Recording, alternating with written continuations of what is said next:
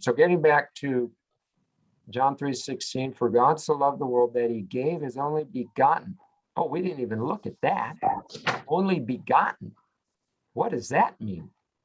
What does the New King James say on the text? Firstborn or only born?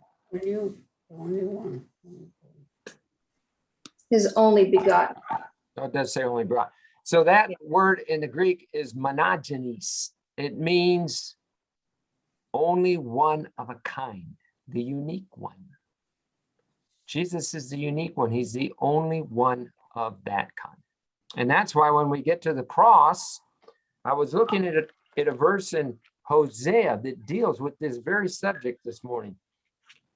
And it says, Hosea 6, 1 and 2 and 3. But 1 and 2 is mainly the two verses I want to read. Hosea 6, 1 and 2.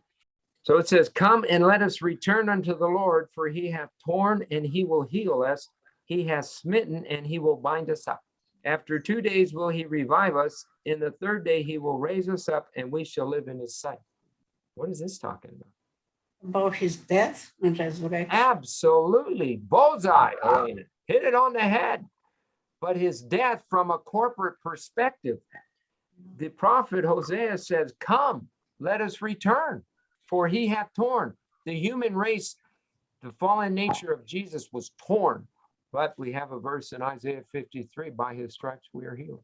He hath smitten. There's another text in Isaiah 53 that says he was smitten for us, and he will bind us up. We were bound up in him at the cross. When the Son of God died, who died? All of us. All of us. 2 Corinthians 5:14. The apostle says, for if one died, then we're all dead. Back to this passage in Hosea 6:2. After 2 days will he revive us. He died on the 6th day, and he was raised to life on the 8th day, the first day, but it's also the 8th day. Excuse me? Did I lose you, Deanne? No, I just thought I'd throw that out there. The 8th day of creation week was the first day of the week. Oh, Deanne, your picture just went out. I know I've got a phone call, but I'll take care of it. The first day of the week, he was raised. And the text says he revived us. In the third day, he will raise us up. And then you take this passage and you go to Ephesians chapter 2, 5, and 6. And it puts the cream on the cake, so to speak. But God, who is rich in love for us, even when we were dead in sins, hath quickened us, for by grace you are saved, and raised us up together. So he raised us up. That's not just resurrection. That's into the holy of that's into heaven itself. Took us to heaven corporately, the human family. So humanity has salvation in Jesus. He took them to heaven. So this is a corporate statement. God so loved the world that he gave his only begotten, his one and only, that whosoever believeth, that's where the personal choice comes in. We have to respond to what God has done at the cross. Whosoever shall believe in him should not perish. So, Elena, does that mean live on forever and ever after you die? You go to heaven? No. After we die, no. We don't go to heaven after we die.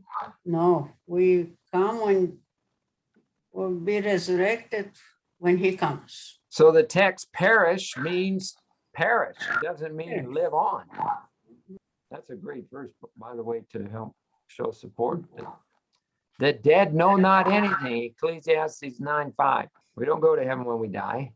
No, We perish. Mhm. And that very day, his thoughts perish.